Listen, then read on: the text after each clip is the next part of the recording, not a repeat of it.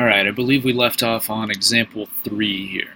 So, to solve nonlinear system of equations by elimination, we're going to do the exact same thing we've been doing. Okay, I want to multiply one or both of the equations by some constant so that when I add the equations together, one of the variables will cancel out. So if I look at these two equations, I've got x squared and x squared. Well, if I just multiply one of the equations by -1 and then add them, the x squareds will cancel. And actually, in this case, we have to eliminate the x squareds. Okay, we could not eliminate the y's because one is squared and the other is not. So just multiplying one or both of the equations by a constant, I would never be able to eliminate the y's. So I will take the first one and multiply it by a -1. So that'll get me -x squared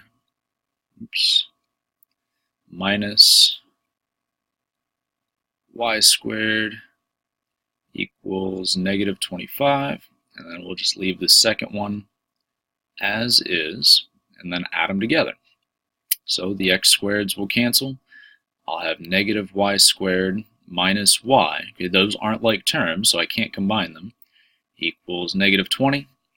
So now I just have a quadratic to solve. I want to get everything on one side equal to 0, so I'll add the y squared and the y over to the right side, and I'll end up with this, y squared plus y minus 20. So this does actually factor. So two numbers that multiply to -20 that add to 1 would be +5 and -4. So that means my factors would be y plus 5 and y minus 4. So when I set these equal to 0, I'll get y equals -5 and y equals +4. So this means I'm going to have multiple solutions to my system. So now that I have one of the variables solved for, I'm just going to plug each of these back into one of my original equations. So if I plug -5 in, I'll plug it into the first one. So plug -5 in for y, I'll have x squared plus -5 squared equals 25. So that's x squared plus 25 equals 25. Subtract the 25 over, and we just get x squared equals 0. So take the square root, and we get x equals 0. So what that means is the point 0, -5 is one of my solutions. That's one of the places where these two graphs cross or touch. So let's take our other value of 4 and plug it in for y. So we'll have x squared plus 4 squared equals 25. So that's x squared plus 16 equals 25. Subtract the 16 over, get x squared equals 9.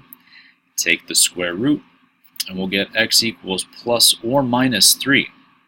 So that means I actually have two more solutions here. The point -3, 4, and the point +3, 4. So that means these two graphs cross three places. Okay, at 0, -5, at -3, 4, and at +3, 4.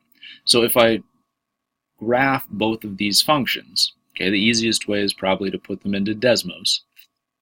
I'll get a picture that looks like this. Okay, and we can see our first equation was the circle, right? X squared plus y squared equals 25. And the second one was the parabola, and they cross at those 3 points. Okay, so we say those 3 points are the answers or the solutions to our system. Okay, so let's try a few more examples here. I'll on all these ones on the back. Okay, we just want to solve by any method that we can. So I'll go through a few more of these. This one says using any method, so this one is probably set up to use substitution a little bit better.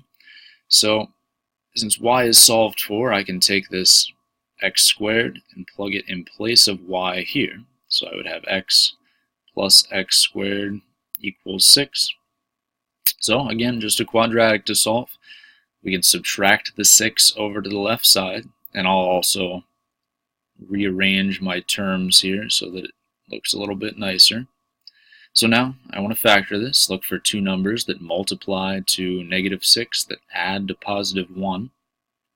Well, that's going to be 3 and -2. So my factors would be x plus 3 and x minus 2. So my solutions then are x equals -3 and x equals +2.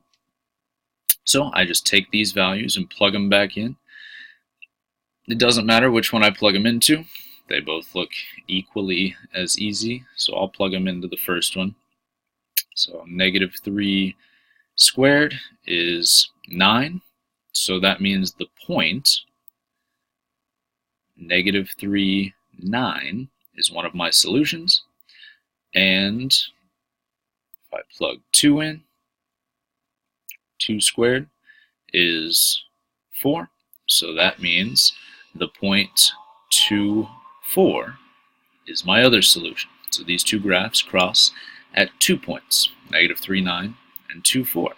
Okay, and just to get a picture, okay, it's a good idea to check our answers here. If I plug those two equations into Desmos, we have a parabola and a line that end up crossing in two places, just like this, at -3, 9 and 2, 4. All right, let's take a look at the next one here.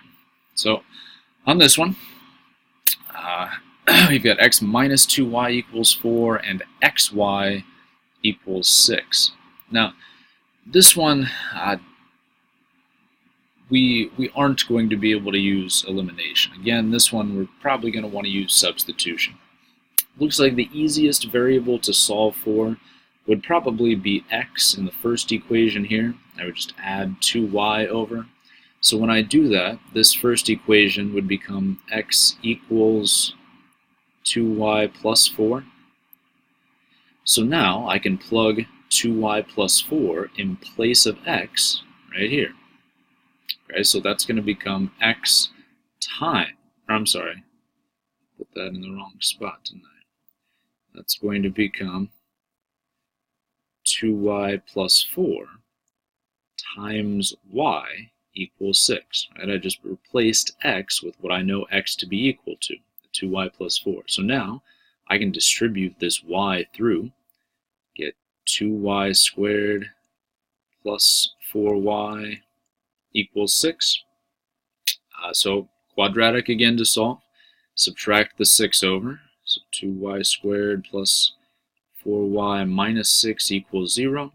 Now, to make this a little bit easier, I see that everything is divisible by 2. So I can actually just divide both sides of the equation by 2 here and get y squared plus 2y minus 3 equals 0, because 0 divided by 2 is still 0. So now I can x factor. I want two numbers that multiply to -3 that add to +2. Well, I think that would be +3 and -1. So y plus 3 and y minus 1. So when I solve, this means I would have y equals -3 and y equals +1. So now we can plug both of these values into my equations. So again, doesn't matter where I plug them in. I'll plug them into the second equation this time. So we'll have x times -3 equals 6. Divide both sides by -3 and I would get x equals 2. So that means the point 2, oops, I forgot my negative sign there, didn't I? 6 divided by -3 is -2. There we go. So the point -2, -3 is on the graph. And then if I plug 1 in for y, I'll have x times 1 equals 6. So divide both sides by 1, and we get just x equals 6. So that means that the point 6, 1 is also a solution. Okay, so these two graphs will cross at the points -2, -3, and 6, 1. And to get a picture of what that looks like, okay, type those into Desmos. This is what we get. Okay. The first equation is just a line, and the second equation actually ends up looking like this. Okay, it's a rational function. Right? So, got a couple more examples here. On this one, elimination is probably going to be our best bet. If I add these two equations together as is, nothing's going to cancel, so I'm going to have to multiply one of them or both of them by some constant. It looks like maybe the x's will be easiest to deal with. If I multiply the first equation by 5, then the x squareds will cancel. So this equation would become 5x squared plus 10y squared equals 60. And then this one will stay the same. -5x squared plus 7y squared equals 8. So add these together, we'll get 17y squared equals 68. Divide both sides by 17. We just get y squared equals 4. Take the square root, and we'll get y equals plus or minus 2. Okay, so we know right off the bat we're going to have multiple solutions here. So we need to take each of those, +2 and -2, and plug them back into my original equation. So if I plug 2 in for y, I'll plug them into the first one here. I'll have x squared plus 2 times 2 squared equals 12. So x squared plus, this would be 4 times 2 is 8. Subtract the 8 over. We get x squared equals 4. So we get x equals plus or minus 2 when I take the square root of both sides. So what that means, okay, since we took our positive root here, we plugged 2 in for y and we got 2 answers. So that means the point -2, 2 is on the graph, and the point 2, 2. Okay? Both y coordinates were 2, and then I got -2 and +2 for x. Well, now we still need to plug in our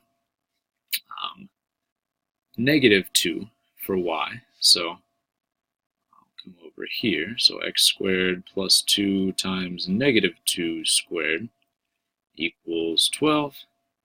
So it's going to be the same thing, right? -2 squared is 4 times 2 is 8. Subtract the 8 over. Take the square root, and we get x equals plus or minus 2 again. But this time we plugged in -2 for y. So that means the points -2, -2, and 2, -2 are solutions. So we actually get 4 places where these graphs intersect. Okay? -2, 2, 2, 2, -2, -2, and 2, -2. Okay? So again, if I graph these, I'll get something like this. Okay? One of those was an ellipse, and one of those was a hyperbola, and they cross at 4 different places. So I have 4 solutions to this system of nonlinear equations. All right? So let's do one more example here. Let's solve this system. Okay, so this one looks like it's set up probably for elimination. If I just multiply one of the equations by -1, the y's will cancel. So I'll take the first one, multiply it by -1. So I'll have -x squared plus y squared equals -2. We'll leave the second one as is, so -2x. Whoops, I put an extra square there, didn't I? That's just -x squared plus y equals -2. Then I'll have 2x minus y equals 4 down here. So when I add these together, negative x squared plus 2x, I can't do anything with that, right? That will just be negative 2x, or negative x squared plus 2x, because those aren't like terms. The y's cancel, then equals 2. So I've got a quadratic. I want to get everything on one side equal to 0. So I'll move everything to the right side, since my x squared is negative on the left. So I'll have 0 equals x squared minus 2x plus 2. Now, I don't think this is going to factor. Right? There aren't two numbers that multiply to 2 that add to negative 2. So let's use the quadratic formula here. So x equals the opposite of b. So the opposite of b would actually be positive 2 plus or minus the square root of b squared minus 4 times a times c all over 2 times a. So we get 2 plus or minus the square root of, so 4 minus 8 is going to be negative 4 over 2. So, I mean, we can simplify this, right? The square root of negative 4 is 2i, so 2 plus or minus 2i over 2. And then both of these are divisible by 2, so I just end up with 1 plus or minus I. But if we get an imaginary answer for x, that means the graphs don't cross, right? We would have to get a real value of x for a point of intersection. So here, if I get imaginary answers, and we could have actually stopped up here, right? Once we saw that we were going to get a negative in the square root, this means no solutions. All right, and if we graph these, we can see we end up with a parabola and a line that do not cross. All right? So the homework is on the bottom of the paper, but we'll spend class time on Monday working on that. So if you want to get a head start, you're more than welcome to. We will work on that Monday. We'll review the 3 sections from Chapter 8 Monday night and Tuesday, and then Wednesday we'll have a test over this material.